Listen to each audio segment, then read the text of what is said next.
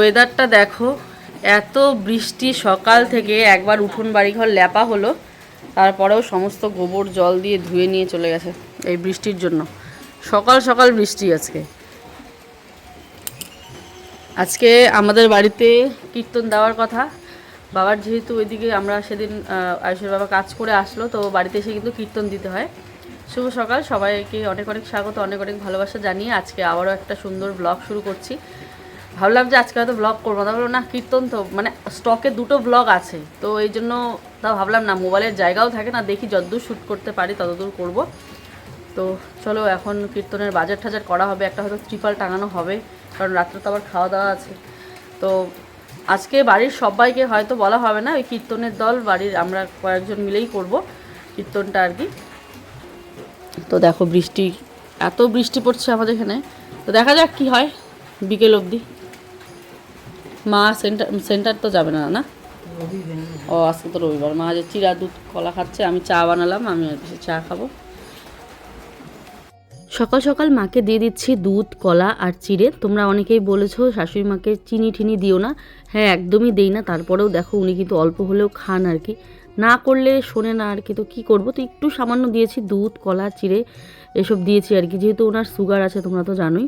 তো এই যে দুধটাও দিয়ে দিলাম। এবারে কলাও হিসেব মতো খাওয়া যায় না, কিন্তু ওই যে সকালবেলা একটু ভারী খাবার না দিলে ওনার ভীষণ খিদে পায়, তাই চিড়ে, দুধ, কলা দিয়ে দেওয়া হলো আর কি। ভিডিওর শুরুতে আজ কিছু কথা আমি না বলে পারছি না। এখানে দেখো কীর্তনের বাজার চলে এসেছে। তো অনেকেই বলো যে তোমার সাথে, মানে যারা আমাকে খুব বেশি ভালোবাসো তারা কিন্তু আমাকে সবসময় সতর্ক করে। তারা আমাকে সবসময় বলে, প্রিয়া মাথা নিচু করে কারোর সাথে কথা বলতে যাবে না, মাথা নিচু করে কারোর নাম নেবে না।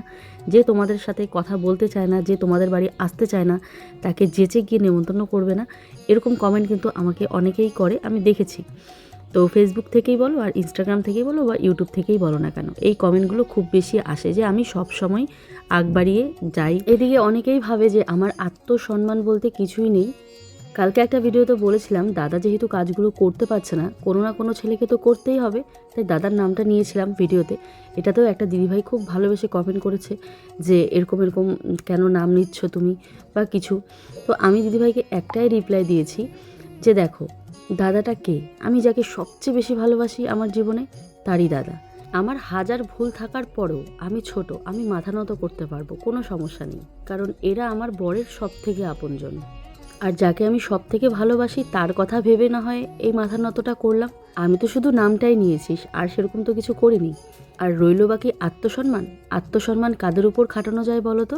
নিজের মানুষের উপর নয় কিন্তু। অবশ্যই আত্মসম্মান আমারও আছে, কিন্তু সেটা নিজের মানুষের উপর কখনোই খাটানো উচিত নয়। ইগো, ইগো এই জিনিসটা এতটা বাজে জিনিস। তুমি ছোট হও, বড় হও, দেখবে যেই জায়গাতে তুমি মাথা নত করবে, সম্পর্কটা সেখান থেকে খুব সুন্দরভাবে হয়ে উঠবে। যেমন আত্মসম্মানের কথা না ভেবে বাড়িতে যাদের সাথে কথা বলি না তাদের বাড়িতে গিয়েও আমি নিমন্ত্রণ করে এসেছি। তবে আজ কীর্তনের দিনে আর সেই বাড়িতে আমিও যেতে পারলাম না।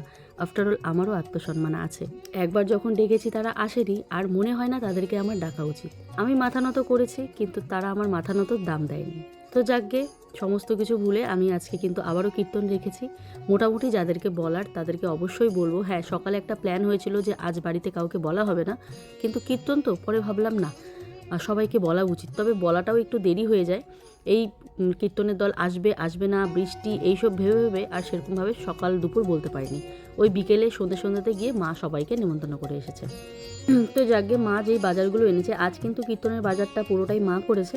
তো মা যতটুকু এনেছে সমস্ত কিছু বাজারগুলো এবারে আমি গুছিয়ে রাখছি, কোনটা কোনটা হবে, কোনটা কোনটা হবে না, কোনটা কোনটা রান্নাঘরে নিয়ে যাব। তো এগুলোই ওই ডেলিটার মধ্যে আমি সুন্দর করে গুছিয়ে নিলাম। এদিকে আয়ুষের বাবা আজ সকাল সকাল একদমই ফ্রি, বাজার করতে লাগেনি। মাই যেহেতু বাজার করে নিয়ে এসেছে, তাই পকেটে হাত দিয়ে কিন্তু ও ঘুরছে। যাকে উঠোন বাড়িঘর কিন্তু ল্যাপা হবে। আর আকাশে দেখো কি অবস্থা, এত মেঘ এসেছে কি বলবো। যেই সব জিনিসগুলো ঘরে রাখার আমি কিন্তু ঘরে রেখে দিব এখন, মানে এই যেমন বেশি বেশি তেল, লবণ, এগুলো ঘরে রেখে দেবো। কিছু আছে, ওই যে দেখো উপরে তেলের বোতল দেখাই যাচ্ছে, মা তারপরেও দুটো তেলের বোতল এক্সট্রা নিয়ে এসেছে, তো সেই তেলের বোতলগুলো ঢুকিয়ে রাখছি। আর এইখানে রাখলে না খুব সুবিধা হয়, রান্নাবান্নার কাজই বলো আর যে কোনো কাজেই বলো না কেন। তো সকালবেলা এইসব গুছিয়ে নিয়ে ভাবছি ঘর দুয়ারগুলো আমি সুন্দর করে গুছিয়ে নেবো আর কি। আর বাড়িতে অনুষ্ঠান থাকলে দেখবে মানে খুব একটা চাপ থাকে মাথার মধ্যে, যে অনুষ্ঠানটা ঠিকভাবে হবে তো, অনুষ্ঠানটা কমপ্লিট করে পারবো তো, এরকম একটা কিন্তু খুব চিন্তা হয়। যাকে সমস্ত কাজ ফেলে আমি কিন্তু বসে পড়লাম ছেলের ওষুধ নিয়ে। কাল ওষুধ এসেছে, এবারে ওষুধ এত মানে 12 রকমের ওষুধ এসেছে। আগের যা সমস্ত ওষুধ আছে সব কিছু চেঞ্জ হয়ে গেছে, 1-2 বাদ দিয়ে। তো এবারে ভাবছি না সেই ওষুধগুলোকে আমাকে লিখতে হবে, প্রেসক্রিপশন দেখে দেখে আমি ওষুধ কী কী আছে যা সব লিখে নেব। সকালে বিকালে দুপুরে সোম বুধ শুক্র এরকম করে ভাগ ভাগ আছে, তো সমস্ত কিছু প্রেসক্রিপশন দেখে কিন্তু আমি ওষুধের গায়ে গায়ে লিখে দেবো, মানে ওষুধের বক্সগুলোতে। তাহলে পরবর্তীতে আমারও ওষুধগুলো খাওয়াতে সুবিধা হবে। আর আয়ুষকে একদম খাওয়াতে একা দেওয়া যাবে না, কারণ সব নতুন ওষুধ, ও বুঝবেও না। তো সমস্ত ওষুধ আমিই খাওয়াবো, মানে এতদিন যেমন একই টানা ওষুধ ছিল, ও কিন্তু ও জানতো কী কী ওর ওষুধ আছে, তারপরেও আমি বলে দিতাম, ও নিজে নিয়ে খেতে পারতো। কিন্তু এখন কিন্তু পারবে না, সমস্ত ওষুধ চেঞ্জ করে দিয়েছে। যেহেতু মাঝখানে ওর হিমোগ্লোবিনটা একদম কমে যাচ্ছিলো, তো ডাক্তারকে বলেছি যে 1.5 বছর তো খুব ভালো ছিল, কিন্তু এখন কেন কমে যাচ্ছে। তো ডাক্তারবাবু বলল যে দুধের জিনিস, আয়রন জাতীয় জিনিস এসব একদম খাওয়া বন্ধ করে দাও। আর হচ্ছে বলেছে বিকেলের মানে সূর্য ডোবার আগে খেতে। তো এই জিনিসটা জানি না কতটা কি করতে পারবো, কারণ আমি জানি সূর্য ডুবার আগে খেলে খুব ভালো হয়। যে কোনো মানুষের সূর্য অস্ত যাওয়ার আগে যদি আমরা খাওয়া দাওয়া কমপ্লিট করে নিই, ওই খাওয়াটা খুব ভালো হয়, আমি দেখেছি এটা। কিন্তু জানি না একটা মানে কিভাবে করব, যেটা এতদিন থেকে যুগ যুগ থেকে আমরা একটা নিয়ম মেনে আসি যে রাতের বেলা খাবার খাই, সেই নিয়মটাকে আমি জানি না কিভাবে আমি নিজের আয়ত্তে আনবো। তো তারপরেও দেখি, আমি চেষ্টা করব। তারপরেও এই একটা ছোট বাচ্চা নিয়ে না সংসারের কাজ করতে হিমশিম খাই। সন্ধ্যের আগে যে আমি কীভাবে রান্না কমপ্লিট করব ওটাও ভাবি। আবার দুপুরে রান্না থাকলে সেটাই খেতে পারবে, কিন্তু আবার তো রাতে ওর খিদে পেয়ে যাবে, কারণ আমাদের তো একটা অভ্যেস আছে না রাতে খাওয়ার। আর আয়ুষের তো যদি 7টা-8টার দিকেও ভাত খায়, ওকে রাত 10টা-11টা হলেও ভাত দিতে হয়, এটাও না খেয়ে ঘুমোতেই পারে না। ওর একটা এরকম একটা অভ্যেস আছে। তো দেখা যাক, অনেক কিছু নিয়ম বলেছে করতে, দেখি করতে পারি নাকি। তো এবারে দেখো উঠোন বাড়িঘর, আমি ওষুধগুলো কিন্তু সমস্ত গুছিয়ে আয়ুষকে খাইয়ে চলে আসলাম এখানে উঠোন বাড়িঘর লেপামোছা করতে। আকাশের কথা আর ভাবলাম না, জানি বৃষ্টি হবে, তারপরেও কোনো কিছু করার নেই। একবার কিন্তু সকালে উঠোন লেপা হয়েছিল, মানে কোনো রকম, তারপরে মানে অর্ধেক লেপেই মুষলধারে বৃষ্টি আসলো। তারপরে ওটা জল ঢল দিয়ে মানে উঠোনটা মানে জল বার করে দিয়ে তারপরে এই যে আবার এখন ল্যাপা মোছা হচ্ছে, দেখো ভিজা ভেজা উঠোনটা। তো জানি না রোদ তো নেই, শুকোবে কি না। কীর্তনের দিনটা ল্যাপা মোছা না করলে কিন্তু একদমই ভালো লাগে না। ওইদিকে মা স্নান করে দেখো হাতে পায়ে তেল দিচ্ছে, আর উঠোনটা প্রায় আমার ল্যাপা হয়েই গেছে বলতে পারো। তো পিসিকে বললাম আমি তো ঘর দুয়ার গুছিয়ে দিয়ে আসলাম, তুমি এক কাজ করো, ঘর বারান্দাগুলো একদম মুছে নাও, আমি এই উঠোনটা লেপে তারপরে স্নানে যাব আর কি। স্নান করে আবার দুপুরের একটা কিছু তো রান্না করতে হবে। সেই রাতের রান্না তো হবে ধরো 3টা-4টার দিকে, কিন্তু সকালের তো একটা মানে দুপুরের একটা খাবার তো আমাদের ঘরোয়াভাবে খেতেই হবে, তাই না?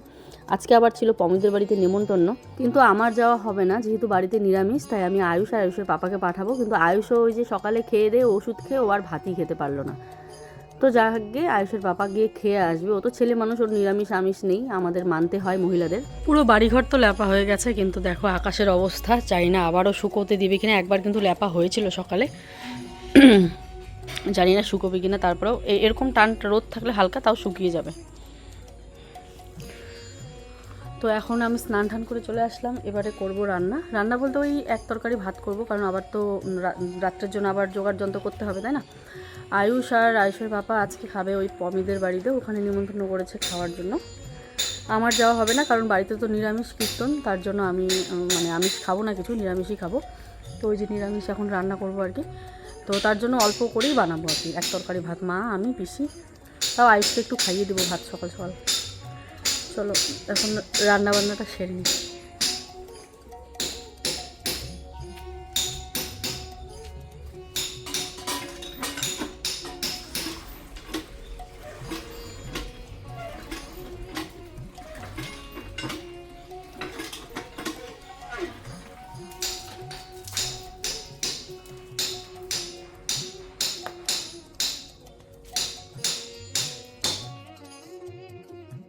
চলো এবারে রান্নাবান্নার কাজে লাগা যাক, দেখা যাক কি রান্না করি। ভাবছি যে নিরামিষ কি বানাবো, পটল আছে, আর মা বলেছে পটল এনেছি, কিছু কীর্তনের জন্য রেখো আর কিছু বাড়ির জন্যও রেখো, যেহেতু পটলের এত নাকি দাম, এখন অনেকটাই দাম পটলের, 80 টাকা কেজি বলছিল। তো এখানে তো পটলগুলো এনেছিল কীর্তনের জন্য। থাক, আমার ভয়েস ওভারই ভালো, এত আওয়াজ হয় ভয়েস ওভারে কথা বলতেই যেন ভালো লাগে। তো এখানে ওই যে আমার বাথরুমের কাজ হচ্ছে, তো তাই শব্দ হচ্ছে আর কি।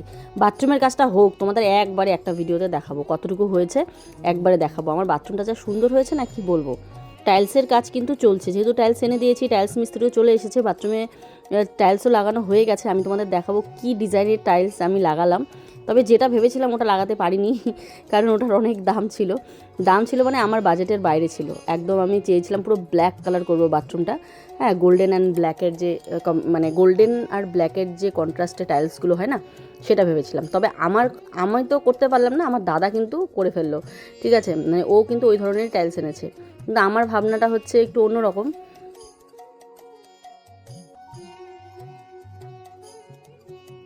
মানে আজকাল একটু দোতলা বাড়ি করার স্বপ্ন দেখছি, একটুখানি মাটি কিনে সেখানে একটা দোতলা বাড়ি করব ছেলেদের জন্য। তাই ভাবলাম এখানে বাথরুমে এত টাকা ইনভেস্ট করে লাভ নেই। তাই আমার পছন্দ হয়েছে যে টাইলসগুলো এনেছি, তোমাদের তো পরে দেখাবো। একবারে যে খুব কম দাম তাও কিন্তু নয়, মোটামুটি দামের মধ্যে আমি এনেছি। তো টাইলসটা লাগানোর পর আমার বাথরুমটার লুকটাই চেঞ্জ হয়ে গেছে। পরবর্তী ভিডিওতে কিন্তু তোমাদের অবশ্যই শেয়ার করব। আর দাদা কিন্তু একবারই বানালো, তো দাদা একবারই ইনভেস্ট করেছে, যা করেছে। দাদাও বাথরুমের জন্য অনেক ইনভেস্ট করেছে। দাদার টাইলসগুলোও খুব দামি লাগিয়েছে আর খুবই সুন্দর। সকালের ওষুধ আয়ুষের দুটো দিয়েছে এখন খালি পেটে, সেটা কিন্তু আয়ুষের খালি পেটে না, মানে সকালের জল খাবারের পরে। তো সেই ওষুধটা খাওয়ানো হয়ে গেছে, এখন ভারী খাবারের পরে ওষুধ আছে।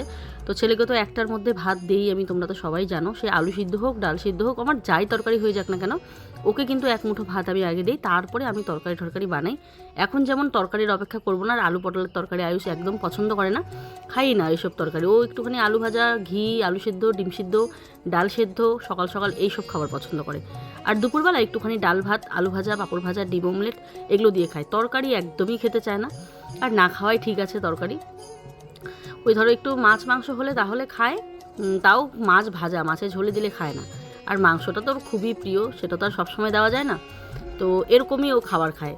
এখন জোর করতে পারি না যে এটা খাও সেটা খাও, ও যেটা দিয়ে খায় আমাকে সেটা দিয়েই ভাত দিতে হয়। যেমন এখন আলু ভাজা করছি, ও তো মানে ভীষণ খুশি, কোন লেভেলের খুশি। আর আজকে আলু ভাজাগুলো একদম আলুর চিপসের মতো করছি, একদম লুচির মতো ফুলছে টোপা টোপা হয়ে। মানে আলুগুলোকে ওই পাতলা পাতলা করে গোল গোল করে কেটেছি। আর এই ভাজাটা দিয়ে ভাত খেতে যে কি ভালো লাগে, আর একটুখানি কাঁচা পেঁয়াজ দেবো ওকে। আমার মাথার চুলটা দেখলে মনে হচ্ছে আমার না জানি কত বড় খোপা হয়। মানে অনেকেই বলে তোর এত চুল, তোর পেছনের খোপাটা দেখ কত বড় হয়, কিন্তু আমার সামনে কিন্তু একদমই চুল নেই, আর আমার চুল এত কম কি বলবো। তারপরেও জানি না আমি খোপাটা কীভাবে করি, মানুষ বলে আমার নাকি অনেক চুল। দেখো, দেখে তো তাই মনে হচ্ছে। তো দেখো আলু পটল দিয়ে মাখা মাখা করে একটা তরকারি করলাম, একদম নিরামিষভাবে। কষানি হয়েই গেছে, জল দেবো আর অল্প করে তরকারি আমি তরকারিটা বানিয়ে ফেলেছি। ভাবলাম মিস্ত্রি একজন আছে খাবে হয়তো, কিন্তু মিস্ত্রি দাদা চলে গেল, তো এই জন্য একটু ঝোল ঝোল করলাম। তো মা বলে লবণ কম হয়েছে একটুখানি। তো ঠিক আছে, চলো আমিও এখন ভাত খাই। সবাই খেয়ে নিয়েছে, খুশকে খাওয়ালাম, পিসিও খেয়েছে, মাও খেয়েছে।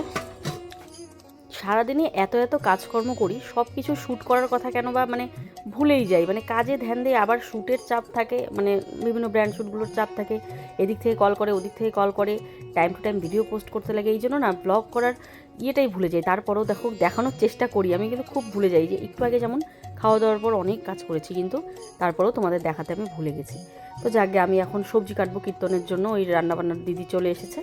তো আজকাল তো এই দিদি রান্না করে আমাদের, তোমরা জানো এত ভালো রান্না করে কি বলবো, আর সবাই খুব প্রশংসা করে। তো এখন আমি দিদিকে সবজি কেটে দিব। আর এখনও পর্যন্ত আমাদের কিন্তু সেরকম সবাইকে নেমন্তন্ন করা হয়নি যে সবাইকে বলবো আসো একটু সবজি কেটে দাও। তো মাকে বলেছি মা এটা কিন্তু তুমি করবে। তো এই মা বলে দাঁড়াও দাঁড়াও, যাচ্ছি করে এই সন্ধে পার করে দেয়। আজকে কীর্তনের মেনু কি হবে আমি ঠিক করেছি। আমাদের কীর্তনে কিন্তু সব সময় মাসকালাইয়ের ডাল হয়, পাতলা করে মাসকালাইয়ের ডাল। রাজবংশীরা ওটাকে ঠাকুরি কালার ডাল বলে, আর ওদের কীর্তন মানেই ঠাকুরি কালার ডাল নিরামিষভাবে বানাবে। কিন্তু আমার এই ডালটা একদমই পছন্দ না, তোমরা তো জানোই। তবে সবসময় কীর্তনে মাসকালার ডাল খেতে খেতেও আর ভালো লাগে না। কীর্তনের ডালটা আমি খাই, মানে মাসকালার ডাল, কিন্তু বাড়িতে রান্না করলে আমি খেতে পারি না, ভালো লাগে না। কিন্তু আজকে বললাম যে চলো লাউ দিয়ে মুগের ডাল করা যাক, যেহেতু নতুন নতুন লাউ বার হয়েছে, আর লাউটা কিন্তু খুব ভালো লাগে খেতে। তো ভাবলাম চলো লাউ দিয়ে আজকে মুগের ডাল হোক। মা দেখো একটা লাউ নিয়ে এসেছে, যেহেতু 20-25 জনের আয়োজন, কারণ কীর্তনের দল আসবে ধরো ওই 15-20 জনের মতন, আর 5-10 জন বাড়ির লোক ভেবেছিলাম, কিন্তু ওইভাবে মা নিয়ে এসেছে। কিন্তু তারপরে তো বাড়ির সবাইকে নিমন্ত্রণ করার প্ল্যান হলো যে না সবাইকেই নিমন্ত্রণ করি। তো তারপরেও ভাবলাম যে লাউটা তো কম হয়ে যাবে, তো এখন আবার কাকে বলবো বাজারে যেতে। তাও মা কিন্তু বেশ কিছু জিনিস আনেনি, ওগুলো আবার আয়ুষের বাবা গিয়ে নিয়ে আসলো, মানে বাজার খরচা অনেক কিছুই।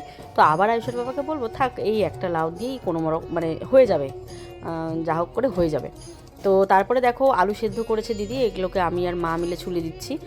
তো এতক্ষণ ওই পিসিও সবজি কাটছিল, কিন্তু সবজি কাটলে তো হবে না, ছোটো বাচ্চা ঘুম থেকে উঠে গেছে, ওকেও তো নিতে হবে। তাই পিসিকে বললাম তুমি উঠো, বাচ্চাকে নাও, আমি এদিকে তাড়াতাড়ি করে দিচ্ছি। তো এই যে এখানে আদা লঙ্কা যা যা লাগে আর কি, আমি মা ওই পিসি তিনজনে মিলেই কিন্তু আমরা সবজি কেটে দিলাম। আর দিদিও একটু হেল্প করেছে, ওই মানে আলু সিদ্ধ হতে হতে দিদিও একটুখানি সবজি কেটেছে। তো ওই তো 4 জন মিলেই সবজি কেটে আমরা কিন্তু আজকের জোগাড়টা করেছি। সেই দুপুরে বসেছি, দেখো এখন কিন্তু প্রায় সন্ধে হয়েই গেছে, অন্ধকার হয়েই গেছে, এখন মা যাবে কীর্তনে নিমন্ত্রণ করতে। ওহো, আমি তো বলতেই ভুলে গেলাম আজকে আমাদের কীর্তনে কী কী হচ্ছে। এই যে জলপাই আলুর ভাজা, তারপরে হবে পনির আর জলপাই আলু সেদ্ধ করে তরকারি, আর হবে মুগের ডাল লাউ দিয়ে, তারপরে হবে সয়াবিন কোয়াশ পটল আলু দিয়ে একটা মাখা করে তরকারি, মানে ডাল একটা সয়াবিনের মাখা তরকারি, পটল আলু কোয়াশ দিয়ে, তারপরে হচ্ছে তোমার আলু ভাজা, আর হবে পনিরের তরকারি একদম নিরামিষভাবে। তো বন্ধুরা, শাড়ি পরে নিলাম, ওইদিকে তো আয়োজন হচ্ছেই। যেহেতু আমি রান্না করছি না, তাই তোমাদের সাথে রান্নাগুলো ভালোভাবে শেয়ার করতে পারছি না। মা আর বুনু এই জাস্ট আসলো আর কি। তো লোকজন প্রথমে তো বললাম যে সেরকমভাবে বলা হবে না, তারপরে মা আমি আয়ুষের বাবা সবাই মিলে একটা ডিসাইড নিলাম যে না, আসুক সবাই, কীর্তনের তো ডাল ভাত প্রসাদ একটু খেয়ে যাক। ও ওটা ধোয়া হয়ে গেছে, পরিষ্কার তো, ওই সেগুলোও বসায় দিচ্ছে না। তো আমাদের বাথরুম কিন্তু অলমোস্ট হয়েই গেছে, আর কোমোড বসালেই প্রায় হয়ে যাবে, আর অল্প কিছু টাইলস আছে আনতে হবে। ও কীর্তন হচ্ছে, চলো ওখানে গিয়ে একবার তোমাদেরকে দেখাই। তো আমাদের রান্নাও কিন্তু প্রায় মোটামুটি হওয়ার দিকে, কেননা অনেক আগের থেকেই রান্না বসানো হয়েছে, তো সেই জন্য দেখো ডালিয়াটা কি সুন্দর লাগছে। কীর্তন হচ্ছে এখানে।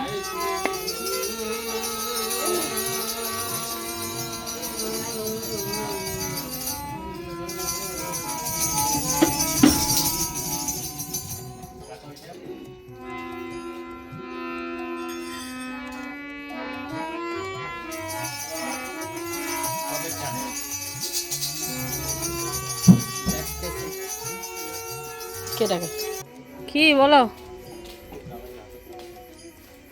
1000 টাকা।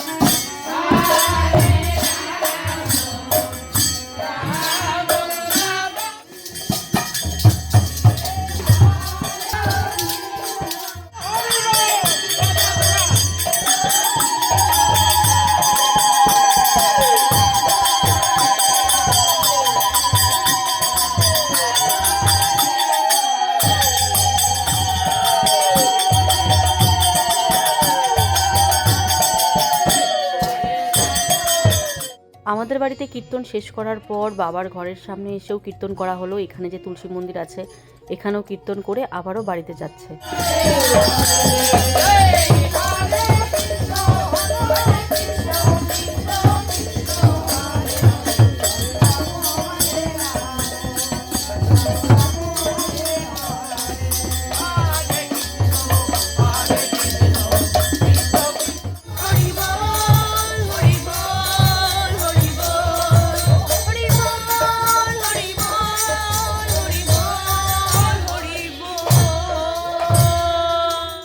কীর্তন শেষ, এবারে হচ্ছে খাবার দাবারের আয়োজন করছি। মানে খাবার দাবার তো রেডি হয়ে গেছে, এখন এই যে বেডশিট পেতে দিলাম। তো একবার কি হয়েছে, ওই চেয়ার টেয়ারগুলো ছিল কিন্তু আবার দিয়ে দিয়েছে দোকানে, তাই আর চেয়ার টেয়ার আর নিয়ে আসা হয়নি। কীর্তন তো সবাই নিচে বসেই খায়, কেউ কিন্তু ডাইনিং টেবিল চেয়ারে বসে খায় না। তো কীর্তনের দল যেহেতু নিচে বসে খায়, তো আমাদের সবার কর্তব্য তারা যেভাবে চলছে আমাদের সেভাবেই নিজেকে নিয়ে যাওয়ার, মানিয়ে নেওয়ার আর কি। তো আমরাও সবাই মানে নিমন্ত্রণী যারা থাকে সবাইকেই এই নিচে বসেই খাবে। তো এই কীর্তনটা তোমরা জানো, অষ্টমী স্নানের দিন বাবার পিণ্ড দেওয়া হয়, তারপরে কিন্তু বাড়িতে এসে একটা কীর্তন দিতে হয়। এই বলেই কিন্তু আজকের এই আয়োজন। শুরুতে বলেছি কিনা মনে পড়ছে না, তাই আবারও বলে দিলাম। তো বাবার কথা ভেবেই আজকে এই কীর্তনটা দেওয়া। আবারও তো 2-3 মাস পর আবার একটা বাৎসরিক বাবার বাৎসরিকের কাজ হবে বাড়িতে। তো দেখো দেখতে দেখতে একটা বছর কেটে গেল, কেটে যাচ্ছে, যায়নি এখনও, কেটে যাচ্ছে। কিভাবে কিভাবে দিনগুলো পার হয়ে যায়, তাই না? তো দেখো এবার সবাই যা দলের লোক আছে সর্বপ্রথম তাদেরকে দিয়ে প্রসাদ দিয়ে দিলাম, প্রসাদ দিয়ে পুজো দিয়ে তারপরে প্রসাদ দিলাম সবাইকে। এই যে এখন সবাইকে খেতে দেওয়া হচ্ছে, গরম গরম ভাত, ডাল, আলু ভাজা, তরকারি, সবাই খুব সুন্দরভাবে খেয়েছে। খিচুড়ি করলে না কীর্তনের দল লোক অতটা পছন্দ করে না, এই ভাতটাই ওরা খুব ভালো খায়, তার জন্য কিন্তু ভাতেরই আয়োজন করা। তো এই ছিল আজকের ভিডিও, তোমাদের কীরকম লাগলো অবশ্যই কমেন্টে জানিও। নেক্সট দিন নেক্সট ব্লগে তোমাদের সাথে আবারও দেখা হচ্ছে। এই তো সবাই দলের লোক খেয়ে যাওয়ার পর বাড়ির সবাইকে খেতে দিয়ে দেবো। আর বাড়ির সবাই এসেছেও, সবাই এসেছে, বাড়ির সবাই ঘরে আছে, তো সবাইকে খেতে দিয়ে দিলাম। তো তোমাদের কীর্তনের ভিডিওগুলো দেখতে বেশ ভালো লাগে, তাই কিন্তু কীর্তনগুলো আমি পুরো ভিডিও রেখেছি যাতে তোমাদের ভালো লাগে।